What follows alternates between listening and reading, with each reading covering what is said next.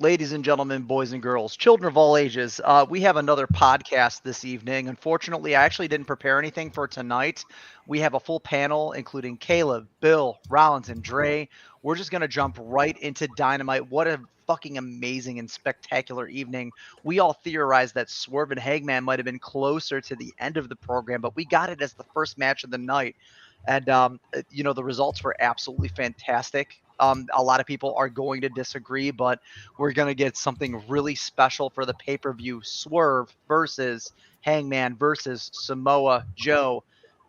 Caleb, man, spill the tea, man.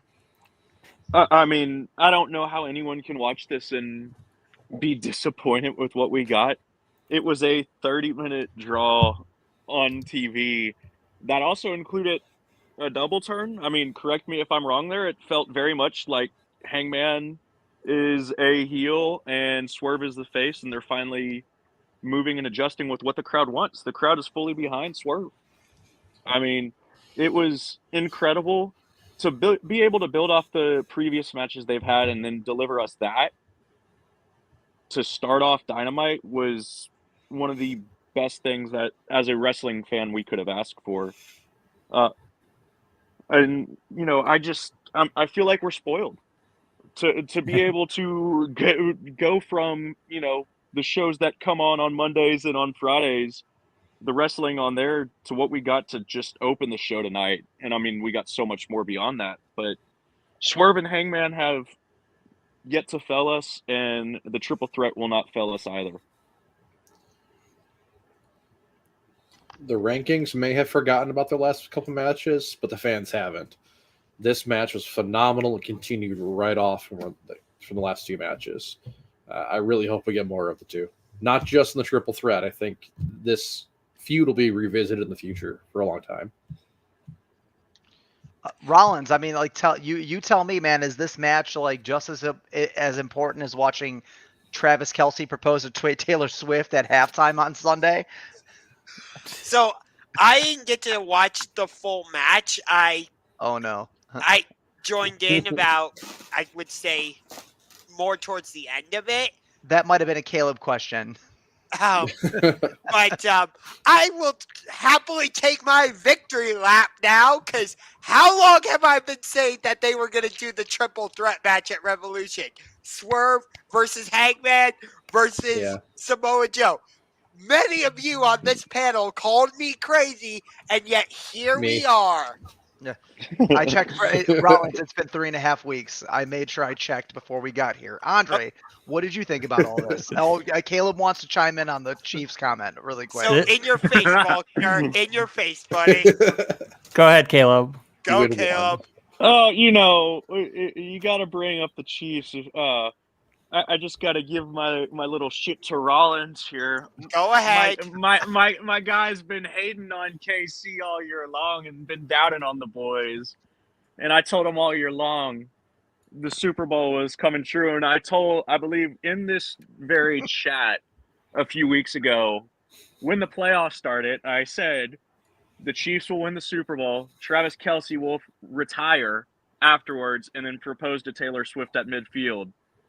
Make me a booker, people. It's very likely it's going to happen. You're booking the NFL? I'm booking the NFL. It's scripted. We all know somebody is. It's you. You're the problem. It's you. Andre, tell us more about this match. Did you just quote a Taylor Swift song? I sure did. I'll stare directly at the sun, but never in the mirror. It must be exhausting always rooting for the anti-hero. Andre, go ahead. This match gave me anxiety. I was on the edge of my seat. I felt like a little kid because, wrestling is scripted. We like to fantasy book everything, but I lost myself in this match. I don't know why I'm getting blurry. All right. To me, this felt like a real sporting event, and I was rooting for Swerve all the way. And I really thought he had him on the first double stomp, but that wasn't it. And then I thought Hangman had him, but he had a rope break, and they just went back and forth. And by the way, beautiful buckshot from Swerve there. Oh, so good. I was very relieved that this ended the way that it did, but I was again concerned a little bit because Hangman grabbed the mic and he started saying, "You had to beat me to win the title shot." And I was like, wait a minute, where is this going? I was getting really nervous with that comment. But then Tony Schiavone clarified it, said it was a 3-way. So I'm happy about that. I love 3-ways, 4-ways. They're a lot less predictable in my opinion. So I'm really excited about this one.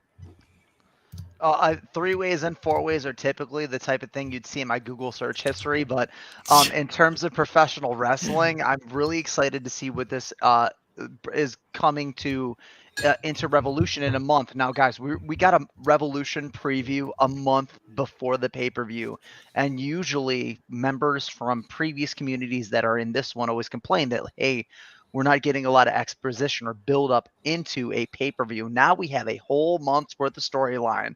I mean, this is the anti-bloodline scenario. We are actually going to get things that are going to build up to something greater. Now, post this match, we got Samoa Joe coming out and cutting the same promo that he did at Hard to Kill back in 2004, where he called out the Snyder Brothers and said, you guys were a bunch of old school babies for not showing up to this pay-per-view.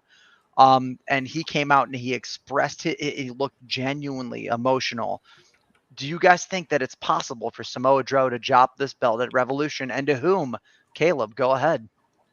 I definitely think it's more than possible. I think it's going to happen. I truly believe, and I know I'm not alone on the panel here in feeling this way. AEW has to capitalize on Swerve's momentum, and you cannot waste a second in doing so, in my opinion. Swerve is the most over guy, arguably in all of wrestling right now. The Nana dance is the most over thing in all of wrestling. I don't think that's really debatable. Did I just do a good impression of it there? Very good. Yes, very good, Rollins. I can tell you've been practicing for a long time. How In the mirror long do every you day. stand in the mirror doing that? Caleb, let me just chime in super quick. You and I may not agree on the Kansas City Chiefs, but we do agree on that. Yes, and I mean, to me, Swerve needs the belt more than anyone right now. Hangman, I think, is in this match to take the pin, because Hangman taking a pin is not going to affect him. And then you can build a Swerve versus Samoa Joe short rivalry after the 3-way, and it just makes sense to me. Yeah, you got to capitalize on momentum.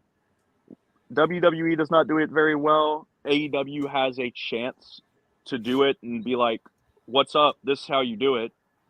Right before WrestleMania, too, which would be an even bigger FU to the Fed. But, Bill, what do you think on this one? Until recently, I was very anti-Joe losing the title. I thought it was too early for Swerve, but they're doing a really good job of building it up. So Swerve getting the title by pinning Hangman keeps Joe strong, and the redemption arc of Joe chasing that title is really exciting to me. So I'm kind of hoping that's what happens here. Baba Boy in the chat wanted to throw it out there. If Hangman wins, he'll be a heel. Yeah, some of the best feuds in professional wrestling were a heel faction versus a heel, or a heel versus a heel versus a heel. And to see, I mean, with Hangman's current mustache situation, I believe that he's already entered heeldom. Yeah. And no one rocks a stash like that, a la Vince McMahon. Except the Podcast for a Bucks. later day. The Bucks. We'll get Isn't to that They're heels. We'll get to canon that in video games where if you have a mustache, you are evil? Yeah, that is true. We'll get to the Bucks later, Caleb. Hold on, Volkner. Name one bad guy in video games that has a mustache. Luigi. Okay, Hitler. Rollins. Let's continue on with this match. Oh God, I wasn't expecting that one. Stepping it up. But Dutch Vanderland. Dude. Red Dead. Hey, dude, Red Dead's sweet. Dutch has he has a Chris Marinin. He has that handlebar mustache. Only the Cleveland guys are going to recognize that reference. Yes. And if you're watching this, Chris, you owe us royalties. Go ahead, Rollins. Shane, Volkner, you guys will know that we were talking about this on the pod last night with C-Boss, where WWE should have given the belt to Sami Zayn after what happened at Royal Rumble. That's when Sami Zayn hit his highest peak, and they should have capitalized on it, at Elimination Chamber. But they didn't. And so they missed the peak. I feel like it's the same situation here with Swerve Strickland. Not that Swerve, slammed somebody in the back with a chair and caused a whole ripple effect, but in the same breath, it is kind of similar where Swerve kind of gained all this popularity organically. He's white hot right now, and if you don't put the belt on him now, I think you're going to miss the crest of that wave. I mean, you could build up to the summer of Swerve by giving him the belt now. Well, before Dreezy picks the ball up and runs with it, because I have a feeling he's going to agree with you, some of the best stories told in professional wrestling come from the unexpected, right? So what if Hangman actually picks up the ball and runs with it? Then we have the most hated faction in professional wrestling, the Young Bucks, who rock shitty mustaches that might be picking up the tag titles as of Revolution, and then another person that's affiliated with them, Hangman Adam Page, picking up the world championship with a shitty mustache and running with it.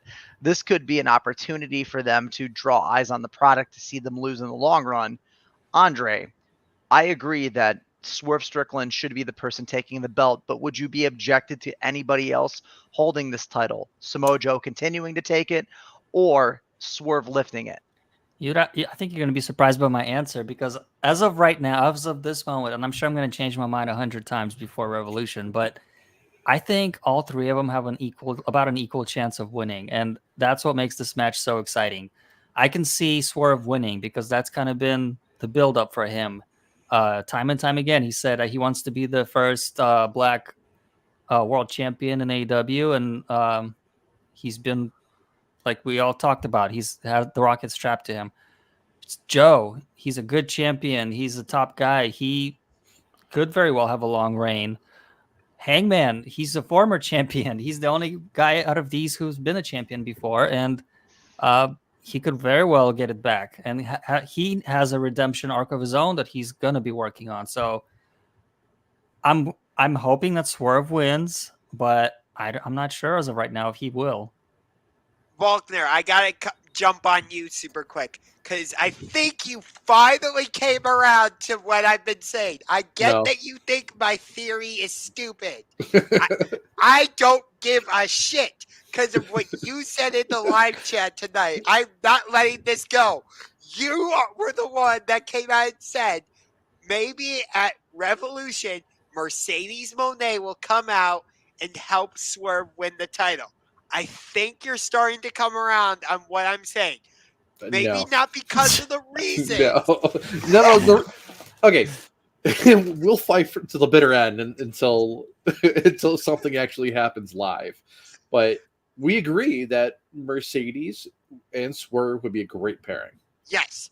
100%. Just your reasoning of how you get there is completely wrong. I don't care. I'm sticking with my theory.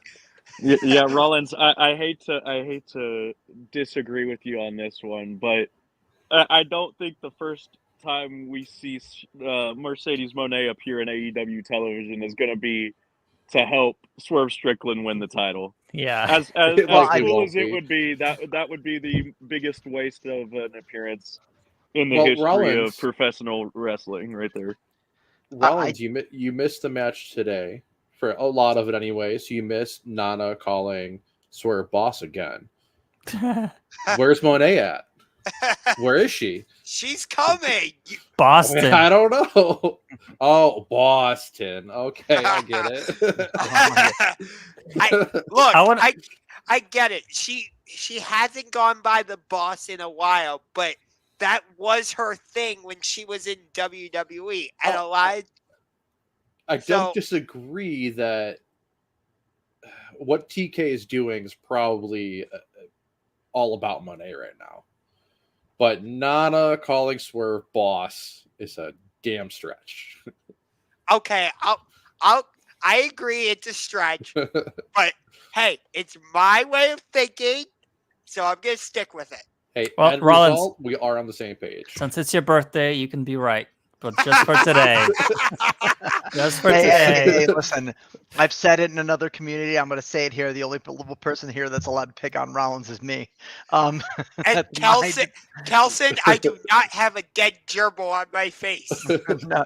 And while we're talking about Kelson, hopefully llamas everywhere are continuing to go unfisted. Anyways, yeah, for those of you that have been here, honestly, I want to talk about Swerve and his alignment. I could see that Monet could be involved with him, but they just literally named a whole AEW Dynamite, the big business Dynamite. Oh, come on, how did she come into Japan? It's more than evident.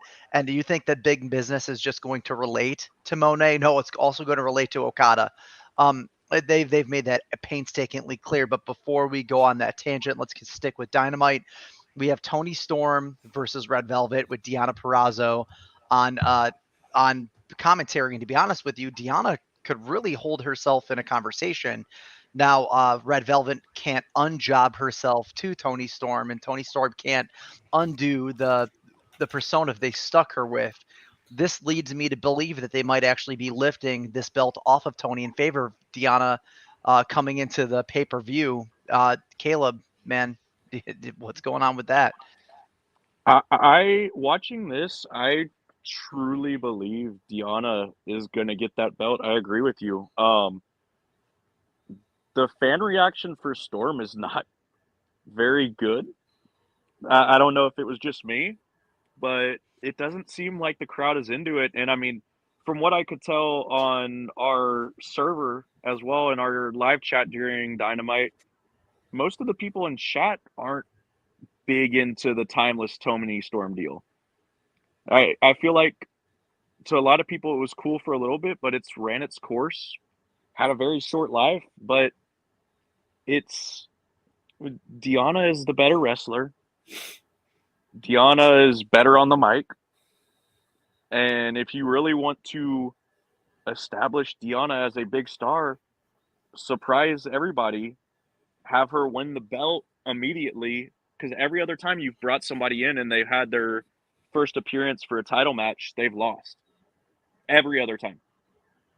And it's always typically been in the women's division where we've seen that happen.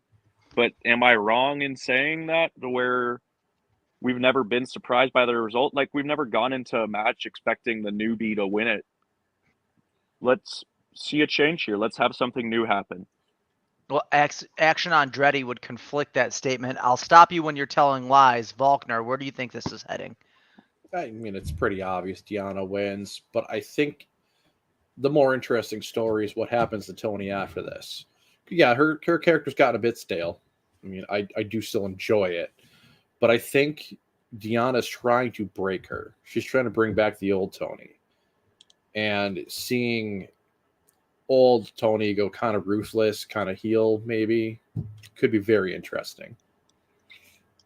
I do have a direction for Tony once she loses this belt at Revolution, as she should, and that's Mariah May, because you can tell they're planting a few seeds here and there that Mariah May and Tony Storm are headed for a fallout. I don't know who's going to turn on who or how that's going to happen, but you can just tell that is coming. And Not Roxanne Perez. I wish. Keep trucking. Keep on trucking. Well, I thought Tony was going to feud with Butler Luther. I thought that was the direction we were going. Not. Would a Mariah May Tony Storm feud be really interesting? Not really, but I guess you could justify it. But Caleb, you mentioned how like most of the people we've brought in from for the women's division have lost. I can point out a couple. Ruby Soho, she lost to Britt Baker when she went for the AEW Women's World Championship. Taya Valkyrie lost to Jade Cargill for the TBS championship. If you want to make an exception for Saraya, since her first match was a non-title match, I guess you can. But there's two examples right there of exactly what you're talking about, Caleb. Can I ask the Rollins? Do you see any of them on the level of Deanna? As in Ruby, you mean Ruby Soho, Saraya? Yeah, any of them. Do you put them equal to where Deanna is currently? No, I do not. Are you talking about in ring, or are you talking about name recognition? They're a lot more famous than Deanna. Yeah, that's what name recognition. All three of them have a lot more respect and seniority over Deanna, but in ring wise, none of them touch Deanna. And I think TK realizes that. At least that's the hope. So, do you think she could be a more compelling champion than the others that were passed up in this situation? Absolutely, 100%. Deanna Purrazzo. Now you have to look at the people that are out right now. You got Britt Baker, you got Jamie Hayter. I mean, like you have some like Serena Deeb just came back. You have some Thunder Rosa. No, Rosa is going to be doomed to collision. Whatever they do with the women's belts there, which is sad. Well, where the hell is Julia Hart currently? In the mid card where she belongs. When's the last match she really had though? In the mid card where she belongs, in the middle. She hasn't had a match in a while, but she made an appearance in that cage match. She was part of the 8-woman tag match at Homecoming. I remember that. Guys, they're kind of saving her for 1A.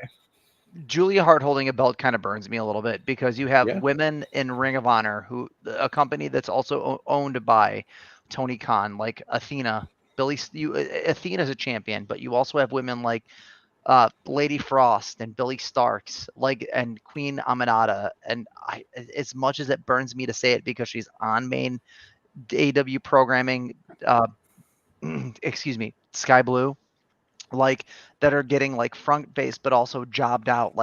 These are people that should be more credible champions in comparison to Toni Storm right now, who is just kind of stagnating her championship on this this gimmick.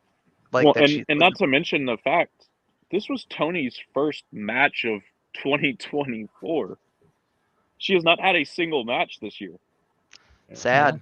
But this exemplifies the idea that they're not doing enough with the women's division, which is something that I argued earlier today on the Discord. Julia Hart is good for the 60 to 70. Okay, that's called the Kelson demographic wolf. That's what that's got called. No ass. What, Julia? She has enough. Did you say ass or personality? She has a little bit. Her ass doesn't matter. They're both brick walls. I don't know. Anna Jay should be getting more of a push, but yes, let me just say this: even though we knew Toni Storm was going to win this match, Red Velvet actually held her own in this match. This was not a squash match by any means. Yeah, she has improved a lot since she came back. When was it? She came back when I saw it live in Portland. That was November, I think. Yeah. Red Velvet's one of the most improved women in the division from where she started, because she's been appearing on AEW since 2019, I believe. Yeah, but towards the beginning of AEW. So they stuck with Jade Cargill, but honestly, I'd give it to Abaddon first. Abaddon is more of the Ethan Page of AEW than Red Velvet. I mean, Red Velvet went away from injury. Abaddon trained herself to come back and had pole positioning, same as Ethan Page, and he got relegated to ROH TV. Abaddon's recent promo was awesome too. What's up? Abaddon did a recent promo just on their Instagram and their Twitter. It was awesome. She also murdered her RJ City interview on 2 Saturdays ago. That was awesome. Great. Yeah. That was really. I still haven't gotten a chance to speak about this Toni Storm match, so I don't really have much to say about the match itself. What were you gonna say, something, Shane? Yeah, you have the floor 100%. Oh, okay. I'm Sorry. done interrupting you. Please, and tell more of us to shut the fuck up. Andre, the floor is yours. No, yeah, I don't really have much to say about the match itself. I thought it was good, predictable but good. My question is, how do you get Tony Storm out of this character? Because she is just a cartoon, and like, yeah, I enjoy her, but yeah, it is. Even though for some people it's already stale, eventually it's going to get stale for me too. So how do you get her out of this character? Because she's just like, she's just insane. Like she can't just show up one week and be normal, you know? There has to be some kind of, is she gonna like get a hit with a pile driver that snaps her back to reality, or what's gonna happen? So I'm kind of curious to see that. And I agree with Rollins. I think Mariah May should be the next opponent for, or a storyline piece for Tony Storm.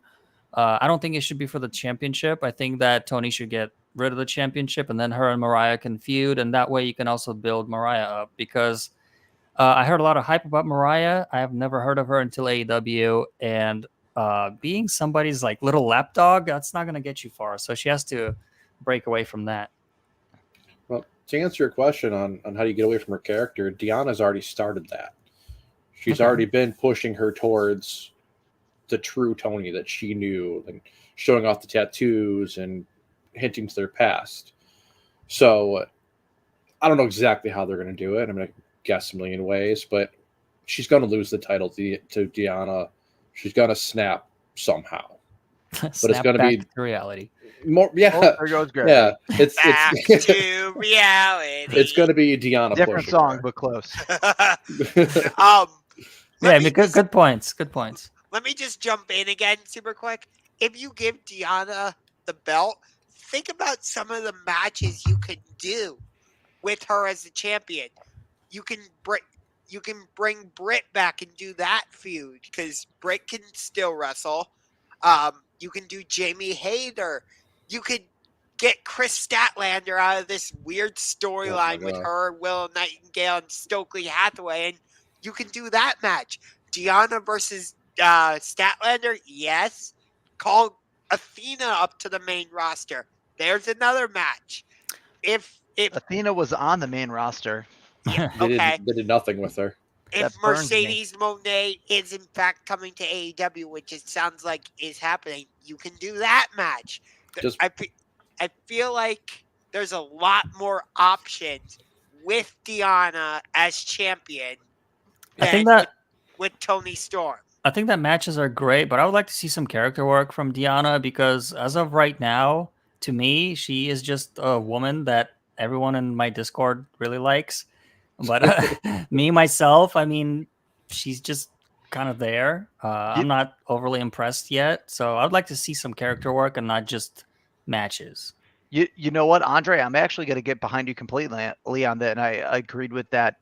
I agree with that statement. She showed up literally 2 major Wednesdays ago, and she hasn't really done anything other than fight jobbers. That's the same thing that happened to Taya Valkyrie, right? Yeah. Taya showed up, and then she was relegated to Rampage. And why would you do that to a person like Deanna Purrazzo, who does have a storied and tenured past in professional wrestling? If you're going to make her look like an opposing force to Tony Storm, you have to put her against opposing women's professional wrestlers, of which AEW has a dozen of that are currently sitting in the wings. Throw her against Thunder Rosa, Serena Deeb. They're certainly sitting there, right? So let's segue into the BCC versus the CMLL. They're multiplying. Oh my goodness. More luchadors. There were 4 last week. There's 6 this week. There's going to be 12 next week. Oh dear. Oh dear. I thought this match was cool. That's all I'm going to say. I'm going to be Aki on this one. Aki, if you're there in chat, Cool. I'm living through you intravenously. I'm going to be Aki. Yeah, the match was really cool. It was sweet. I like John Moxley. It was cool. So, Caleb, what do you got on this one, Caleb? You know, do the same thing. Let's pass. Hard pass. Yeah.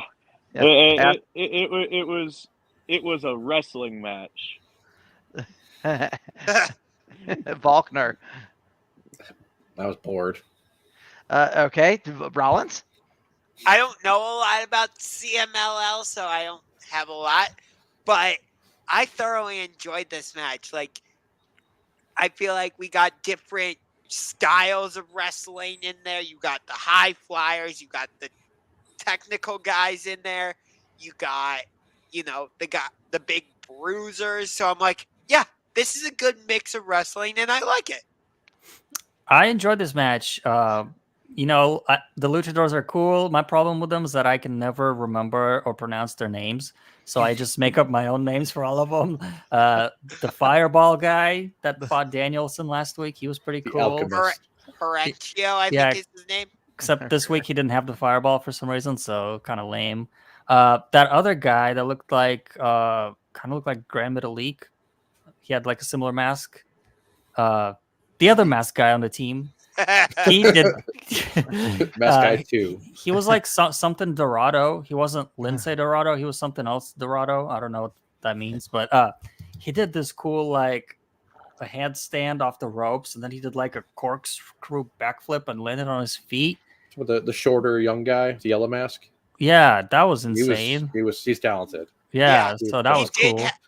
I did notice one botch he had during the match, but he had a couple of botches. I think he was too excited. Hey, Bill. Bill, why does it feel like we're naming Mortal Kombat ninjas from the 90s? They kind of are. That's what they are. They have. We're palette swapping the same guys. There was the red guy, there was the yellow guy, there's the blue guy. Well, you had the Alchemist guy go against Danielson recently, and that match was amazing. Yeah, that was really good. That match was awesome. This match pretty much is not Bullet Club, just BCC going, we're big, you can't hurt us. What I thought was funny is that BCC, we have Claudio, who is at least an upper mid-carder. Then we have Moxley and Danielson, who are absolute like top tier A+ levels and characters in AEW. And then the guys that ran out to help them were like the absolute bottom tier guys. Magic. CD. Yeah, we had Christopher Daniels, we had 2.0. Matt Sydal.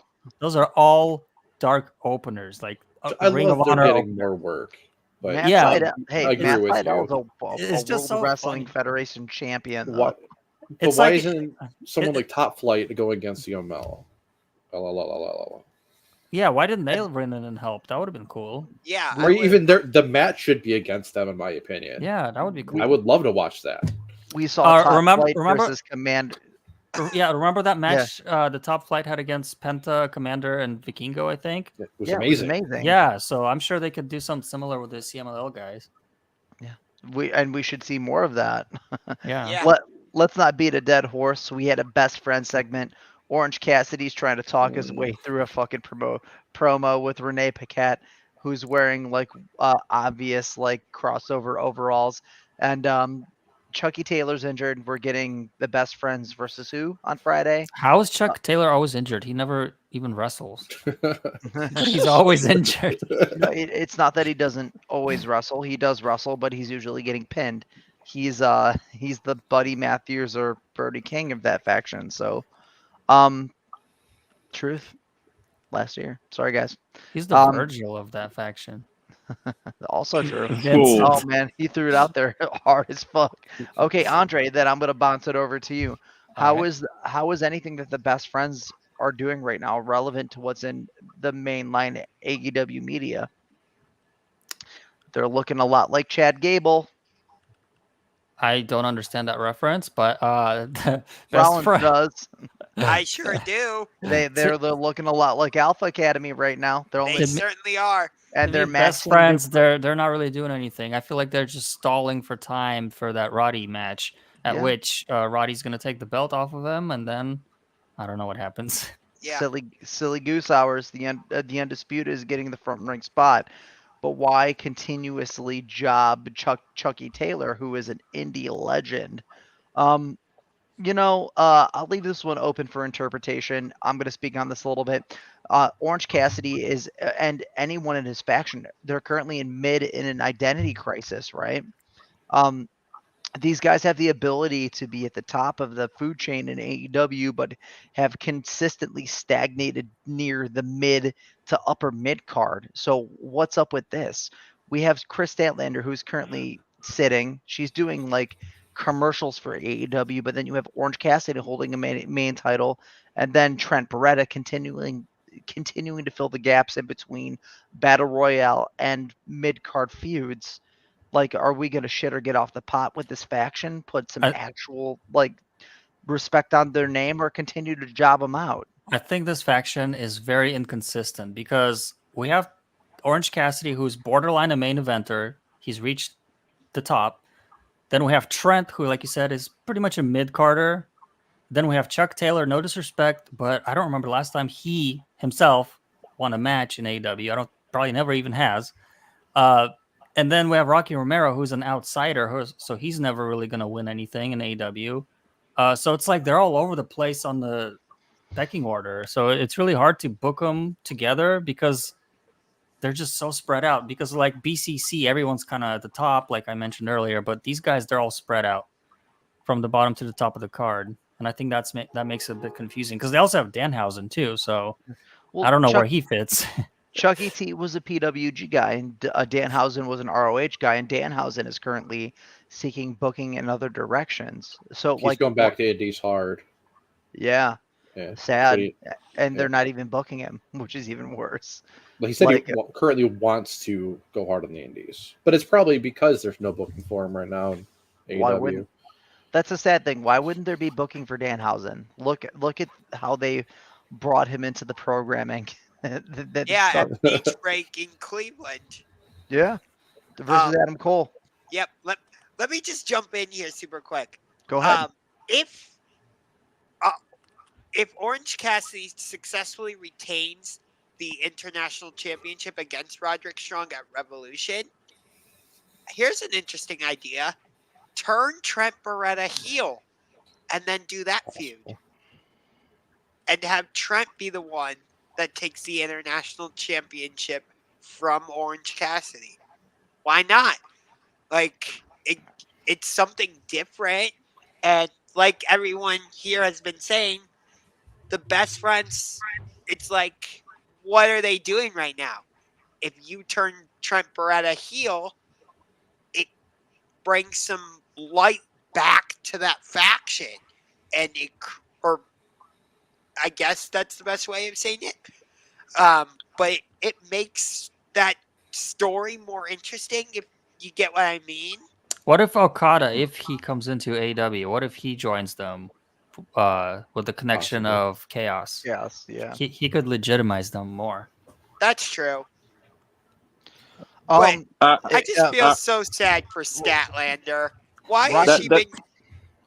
Go ahead. So yeah, let me get on this real quick. Along the Okada lines with that, you know, if for whatever reason they leave the belt on OC, why would you not just immediately at Revolution, OC wins, yada yada yada, and then masked guy comes out, or a couple masked guys come out, and it's Trent and Chuck E.T. taking out OC, and then you have Okada coming out looking like he's going to make the save, and then he rainmakers the fuck out of OC and sets up Okada versus OC for the international title, and then actually make the international title an international title. You know, it only makes so much sense. But will TK do something like that? Very unlikely. It would be more likely with Will Ospreay. They would run back Ospreay and Orange Cassidy from Forbidden Door. That would make the most sense. I don't see that happening. We still don't know what Ospreay is going to be doing at Revolution, because if I'm not mistaken, Ospreay is supposed to have a match at Revolution, right? It's rumored, yeah. They haven't confirmed anything. They're really on the fringe right now with Revolution, but what we have right now for Revolution is a month out, and what we have now that's tangible is pretty awesome. While we're talking about Revolution, let's talk about Tony Khan. Tony Khan came out and he said, "Hey man, we're doing the big business pay-per-view. We're doing the big business Dynamite 2 weeks from now on Boston." Dude, I have nothing else to say. We all know what this means. Yes. I actually I do think it could be more than just Mercedes Moné Why wouldn't and it be? possibly Kazuchika Okada. Okay, Shane, Walkner, do you guys remember what we were talking about last night with ESPN, Warner Brothers Discovery, and Fox Sports all coming together to form one streaming service? Yeah, I don't have much of an opinion on that though. I feel like them titling that show Big Business could somehow tie into that new deal. Well, I- Rollins, we had Ringside News, a known troll farm for Troll. another. Yeah, thank you. We had Ringside News reporting this morning that AEW had nothing to do with whatever business plans involved the merger between Warner Brothers, Fox, and TNT Sports, which is bullshit because no one has any exposition to what's actually going on. So let's stay grounded in reality. A lot of these organizations exist to spread information. That's not why we're here, right? So big business, yes, but if you wanted to consider the totality behind whatever they plan to do this event, it's most likely going to be revolved around whatever they plan on doing with Mercedes Moné. Her whole entire That part I agree with, but I'm just saying you can't rule out the possibility of something with that streaming service deal coming into effect. I am going to agree with Rollins a little bit because that name Big Business combined with the fact that Tony Khan said that Dynamite will change the wrestling industry, and I know that Tony likes to overhype stuff, but a simple signing of Okada and Mercedes is not going to change the wrestling industry. So I'm thinking there might be something actual business wise related behind the scenes. So it could be like a streaming deal or a third hour of Dynamite, or maybe women's tag belts, all these things that we always speculate.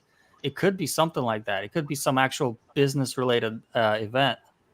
AEW is in need of some sort of TV deal. Oh So my something god. new. So Yeah. I love this plot. I love this from Baba Booey. Plot twist: Vince McMahon aside. Who? God. deal ever. Oh Lord. It's a worse deal than picking up CM Punk. Well, we've Oh, I already don't know about that. At least you'd get a whole match out of Vince. Oh my god. We know I'm he not likes to struggle. Jesus. Jesus. Yeah, That's That's for that's- tomorrow's pod. I'm sorry. That stunner on Vince, I think a year and a half ago at WrestleMania 2 years ago, that was the funniest shit. With McAfee and Vince in the yes. Yeah, when Yeah. Vince forgot how to sell the stunner, and Austin like kept trying to grab him and he couldn't. Dude, you know what fucked me up about that spot is like all of the cameras were actually only on the beer. It was all on like pictures and shots and angles of the beer. Yeah. Hold on. Let's see where we're at right now. Sorry, I'm like double teaming baby shit right now. Jericho, unless anybody No, has so yeah. anything else about the TK.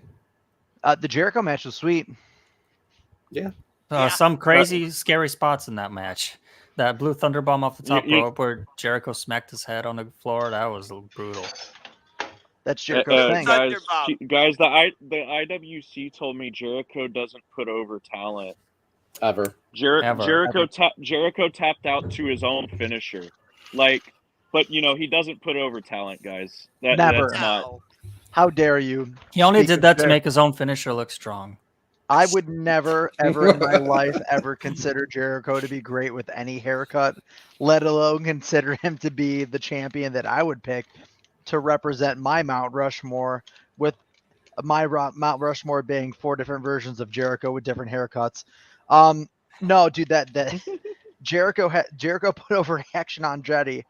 That match was so fantastic. Hey, like people are screaming, "Let's go, Jobber!" We don't even know his name. Let's go, Jobber. But why are we putting over Takeshita in the Don Callis family? It's a real question. because he should already be over. Are we wasting our time with the Don Callis family at this point? Yes. Well, Yes. I don't think so, because that on commentary they brought up how this was the second champion that Takeshita has beat. So I'll ask all of y'all: do we feel like this is leading to some sort of title run for Takeshita, or at least a challenge of a title for title? Takeshita? He should have got a title. I think which title is like That's where my All of them. mind is thinking the TNT title, because all of them. they're but every I mean, single one. Women's tag titles too. Give it to him too. I think that's what we're gonna see, is Takeshita getting a title. It's just a matter of which one is it going to be. Plot twist: Vince McMahon is signed. No, give Takeshita all of them. Only because they put the Intercontinental Championship on China. They said that was a predominantly male title. Why are we putting gender norms onto championships when anyone could win them? Takeshita. Hey, Money in the Bank can technically be cashed in on any title. Well, the TBS championship not is not a this? women's championship, technically. Doesn't have that in the title. It's just the TBS championship. Yeah. No. That's true. It's a consolation Takeshita prize. with the blue thunder bomb on Julia. Oh man, Please. Oh my God. through a table. Takeshita is taking Jade Cargill's place. Yes. RIP. But Caleb, as Simon Miller likes to say, it is the least devastating move in all of sports entertainment. And does it ever beat anyone? No. An actual wrestling move? You're right. Until Other than- recently, I didn't understand the hype behind Takeshita, but I like him. Start- He's starting grown. What to do you feel mean? it. Are you Starting to kidding? see it. Takeshita's I no, until recently I hadn't watched any his older matches. I knew him from AEW, and that was it. Me too. And he really doesn't show off. He has been lately, but I went back recently and watched a lot of his older stuff, and that man is fantastic. My He needs a guess title. is at Uh, Revolution, we're probably going to do like a tag team match, like Jericho and Sammy against Takeshita and Powerhouse Hobbs or something. I was thinking that earlier too. Well, how about, I mean, it just since we brought up Osprey as well, Jericho and Sammy versus Osprey and Takeshita. What about Osprey and Kyle Fletcher? Because I mean, either you could even do team. you could do a 6-man match there and have somebody team with Jericho and Sammy, because Osprey is already tied in with Don Callis, as we saw in Wembley Stadium. So it's if we do have Osprey's first match at Revolution, that's something that could make sense. I think Osprey's gonna be the reason the Callis family breaks apart. I'm excited Hope so. for it. Could be. I mean, first feud Down for the Osprey, line. Osprey versus Takeshita, opening Yeah. feud for Osprey in Fantastic. AEW. Like, what? Since the Don Callis family formed, what have they done? Like, really nothing. Yeah, people. Takeshita pins Omega clean. Jericho In a got single destroyed week. by Hobbs. Remember that squash? It was like Yeah. 3 minutes long. Yes, but like they haven't like won any championships. They Fletcher haven't. has the ROH TV title. They They can't haven't figure out won- how to properly use a screwdriver. How are they supposed to win a championship? Let me rephrase that. They haven't won any significant AEW championships. Like they've been either feuding with Kenny Omega or Chris Jericho. They haven't really done any other storylines. It feels like it's just kind of there. I think serving they've no been really purpose. derailed by injuries, not only by Kenny but also Sammy Guevara. And to be honest, the majority of the roster hasn't won any significant championships, so that's not really an argument. ROH titles. Those don't count. No, but my point though is like I feel like the Don Callis family was put in place to put over guys. And sure, Takeshita, won against Kenny Omega. I agree. And yes, we got everything with Powerhouse Hobbs and Chris Jericho, but like, has Takeshita really gone anywhere since then? I would say no. How's I'm- Powerhouse Hobbs gone anywhere since winning against Chris Jericho? Again, I would say no. No, but I would give them a little bit more time. They need some stability without injuries and illnesses and stuff like that. No, I'm actually going to side with Rollins on this one. Shock and disbelief, everybody. Community, come at me. Wait, Roll- you agreed with me? What is Yeah. this? Yeah, Hobbs has had his day in the sun when he was with Team Taz. He had an opportunity to rise up when he was with fucking Ricky Starks and Takesha. He should have been a front runner, but they've been treating him like exposition. What I would say is that this current iteration of the Callis family is an opportunity to rise above the current storytelling, but will they actually do it is the question, because they're still going after Jericho, Kyle Fletcher, and Will Ospreay. With being involved in the Aussie Open implies that there has to be a bigger picture. When Ospreay comes in, is he siding with Callis or is he going to Aussie Open? That's what we need to be asking ourselves, because it's to have Ospreay immediately join them entering AEW is kind of mid. He could come in and be a fucking top faction leader just like Jay White. But is Jay Now, White that? there's a feud I would want to see, even if they already did it in New Japan. Will Ospreay versus Jay White? Yes, please, thank you. Yeah, and that would be great wrestling. That'd be great wrestling.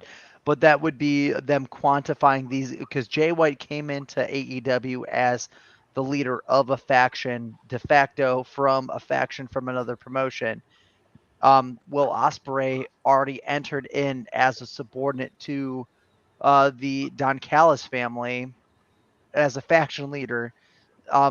It's like I feel like Charlie Day right now connecting the yarn, you know. but again, I am on track. Like Oh, I Osprey like can this idea. Osprey can come in and say, "Hey, fuck everything that's going on. United Empire could get back together." And Kyle Fletcher will come back, and then they'll have to redefine all of that, and it won't matter because that'll be more important than what's on mainstream AEW media. That gives Osprey a place as a faction leader, but also segregate Don Callis from whatever is going on, and Takeshita could have a position to actually do his shit. Jericho could be segregated and on a fucking farewell tour, which would be great because I love Chris Jericho, but it's his time, people. Jericho should be on the outs. So, Shane, let me ask you this. You said earlier Takeshita should be going after the TNT Championship. Would he be going after Christian Cage? Or would he be going after Adam Copeland? Neither. Daniel Garcia? I mean, Nope. that's possible. I don't think.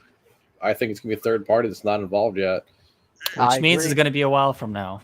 It's Yeah. going to be a while for. That's where I'm going. It's all going to be a while from now. Well, are we Well, gonna have one of those ladder matches at Revolution? The the Hardy brass Boy. ring.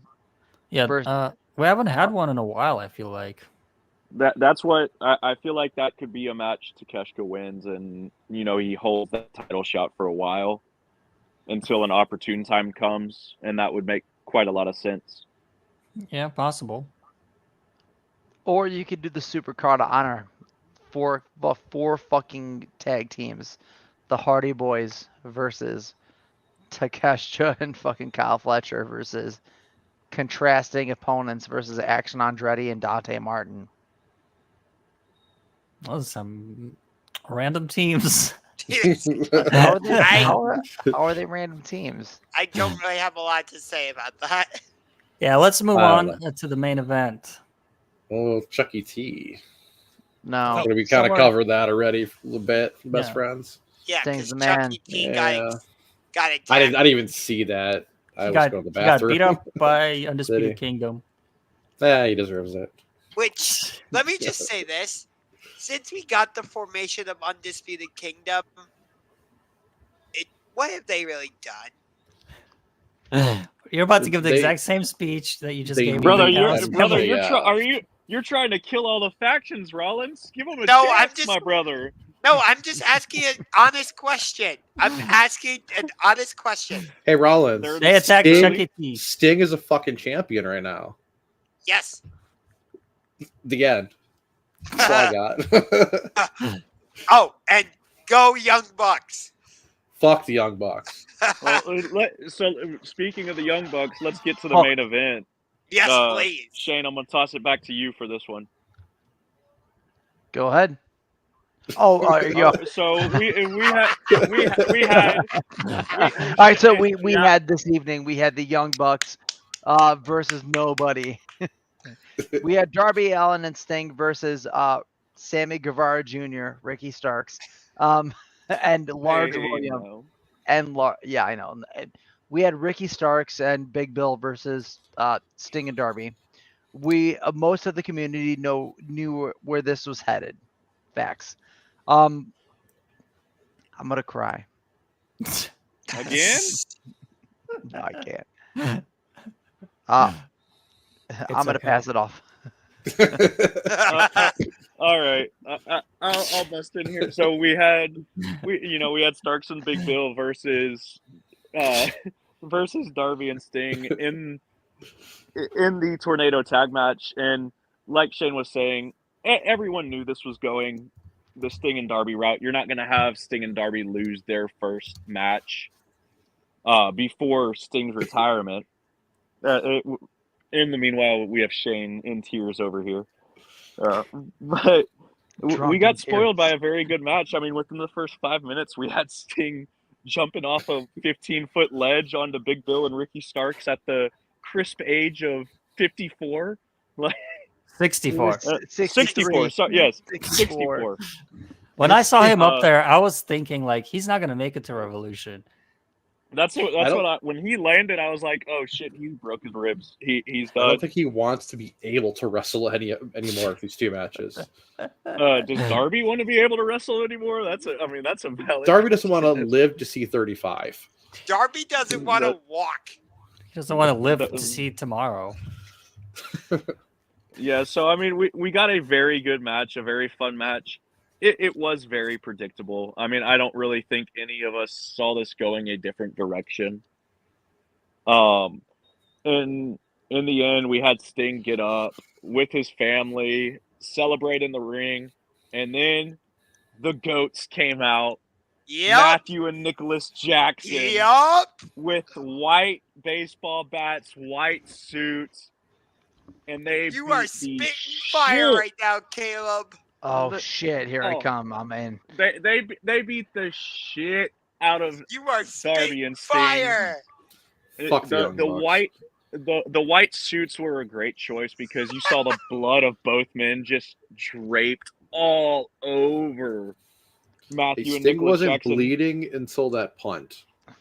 I I think he punt was, actually took that shit to the yeah. face. the Randy Orton punt kick to the head was absolutely insane. And then as well, just to really add on to the heel aspect of the boys, we no longer have the BTE trigger. We We have have the the EVP trigger. Yeah, that's right. So Shane, I'll pass this along to you. How do you feel about the match? How do you feel about what we probably all see as an obvious Young Bucks victory coming at Revolution as well? Well, I want to really, I appreciate that you picked up the buck. No pun intended. Obviously, you know, I'm a bit not imbibed, but emotionally overly encumbered by seeing Sting in his most compromised moment take a championship that he has never held before and carry it into what is the unforeseeable future for the AEW tag team titles. Yes, I'm not being sleazy here with the FTW title. We're going to see these guys retire as champions. Now, with the Young Bucks, fuck the Bucks. Fuck What do the you think? Bucks. I like Fuck the Bucks. Rollins. And not fuck Rollins. Why fuck Rollins? Not fuck Rollins. I love Rollins. Fuck the Bucks. Right there, Volk. They're right there. Hey, but listen, you got to run with it, man. The Bucks are living up to a character right now. I have my kids screaming in the background. That's kind of what it's distracting me. Well, the Bucks are running with a character they knew they were running with when they left 3 weeks ago, right? So we have some superior storytelling from the Bucks, who are the EVPs.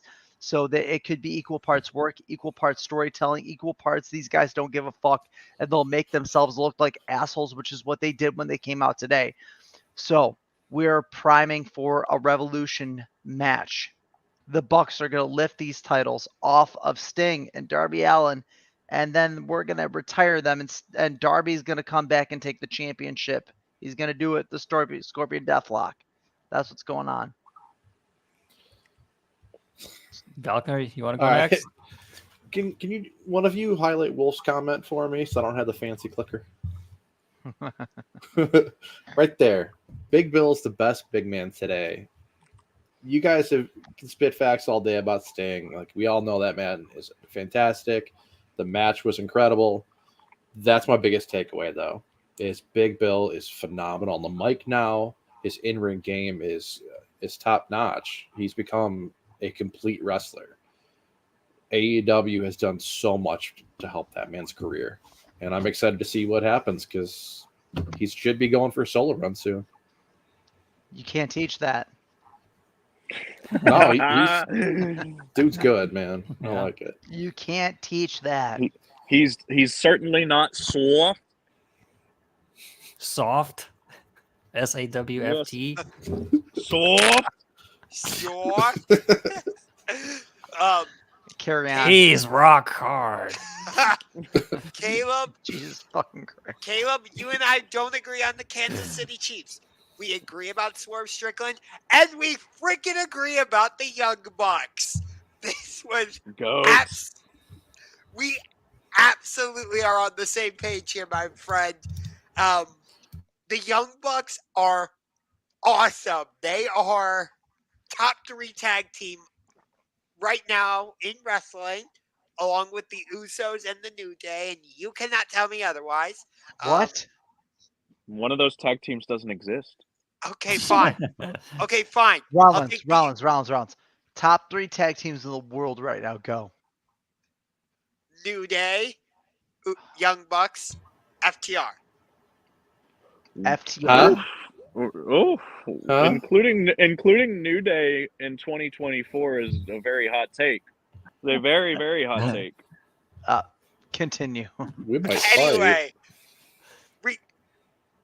the Young Bucks are absolute assholes in the best way possible.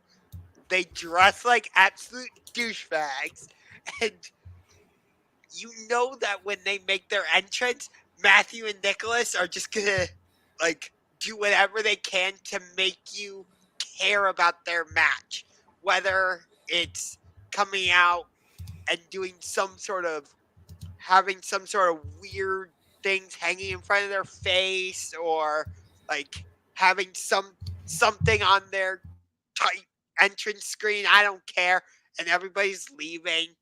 Whatever. What did I do to make everybody run away? I'm here. I support the Young Bucks. I'm listening. Apparently, I scared Shade, Caleb, and Volker away. Damn it. Hey, I'm still here. Okay. I'm just trying to sip on my drink in peace, man. But you know when it's a Young Bucks match, it's okay. Apparently, I really scared Volker away. Damn it.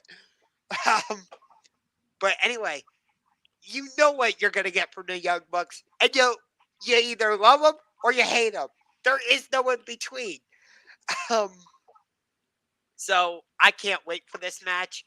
What's become clear to me, though, is Sting can't work regular tag matches anymore.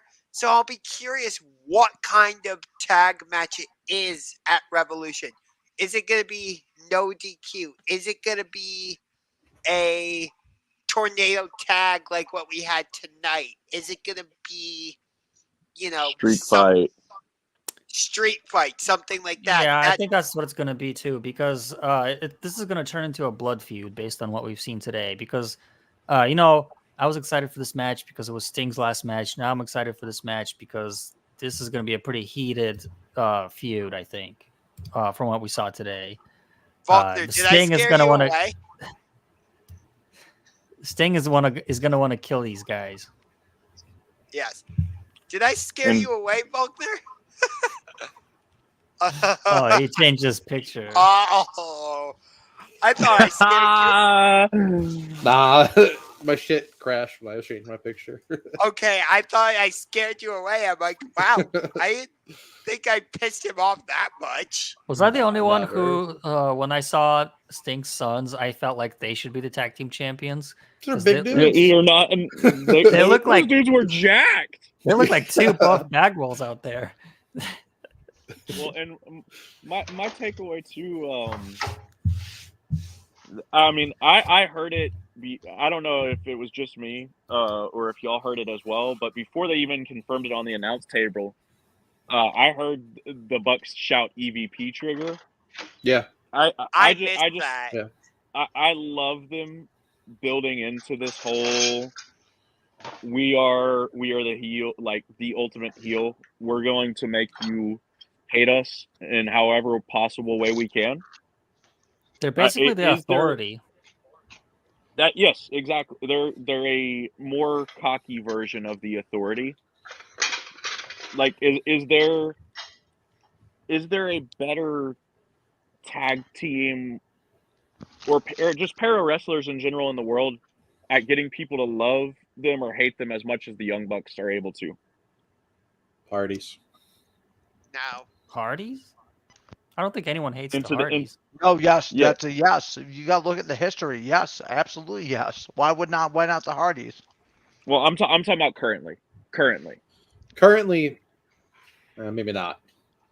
The Bucks are on a whether people love them or hate them, they're on a level of their own to tag team greatness right now.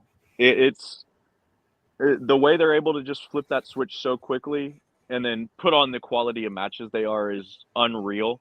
And we will probably see the best match of Sting's career at Revolution, and the Young Bucks will have a major part in that. That's why I love the Young Bucks, though, is because they can adapt based on what kind of match it is and who they're facing. Like, the match we got, the series of matches we got between the Elite and Death Triangle were not the same matches we got when the Elite went against the House of Black at Revolution. Like, that's where I think the Young Bucks are so good. They change their style based on who they're facing. Yeah. Well, that's a generation me move that goes all the way back to TNA when they were beefing with the Motor City Machine. I'm sorry, I'm getting a lot of feedback right now on the Young Bucks in terms of where their future is headed. There is confirmation that they are thinking of ending their the 2024 end of that December, their career dates being over and passing off the buck. No pun intended. I don't think that's going to be a thing. AEW is their career path.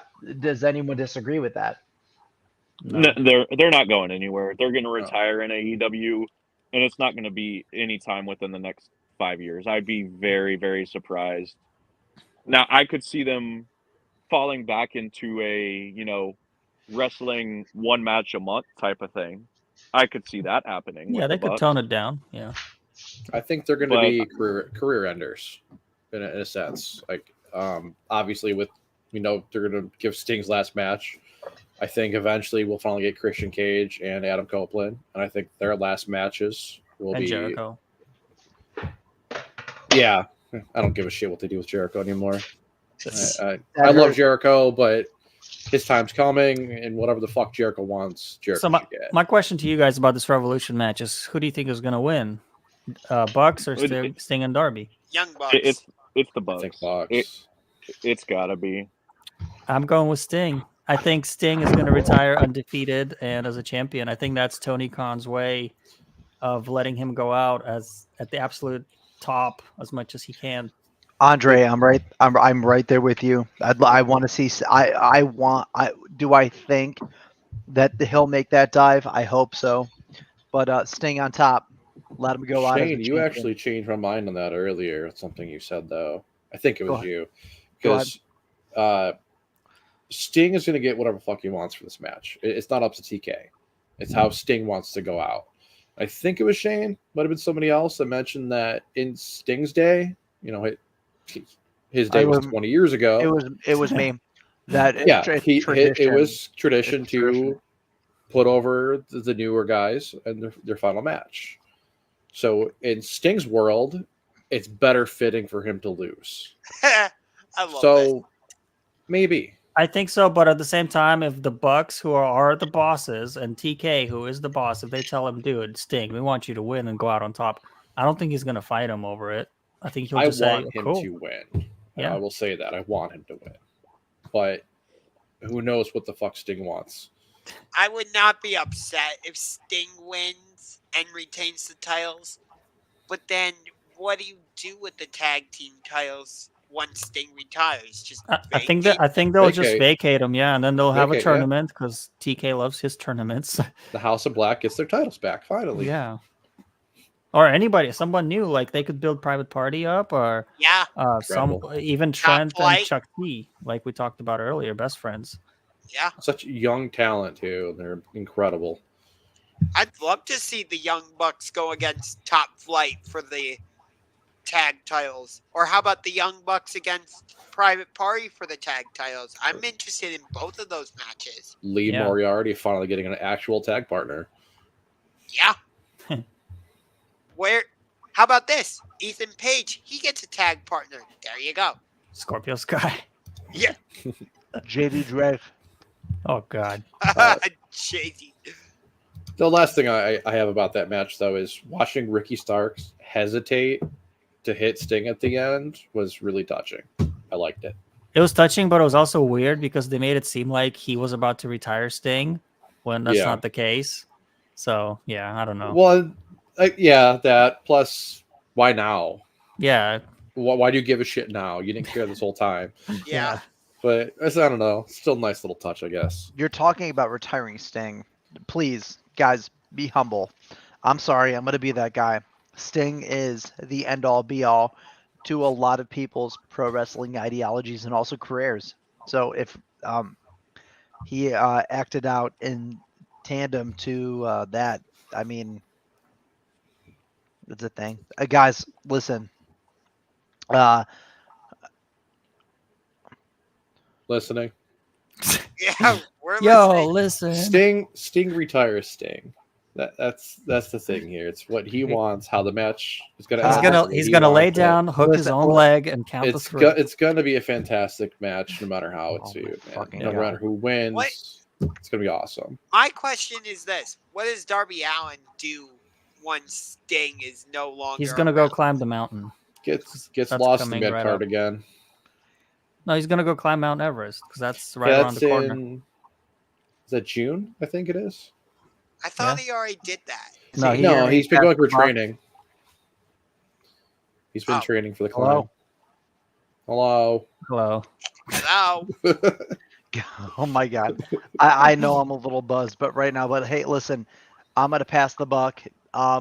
My shit's a little fucked up right now. I'll be ready for the next podcast, but someone else can close this shit out. I'm done. Thank you so much for joining the podcast. I think that's the perfect end right there. No, the perfect end was yesterday's. Oh my God, oh shit. Oh my God, but I keep coming in and out. That's the problem. Then it's right now, so like it's really aggravating.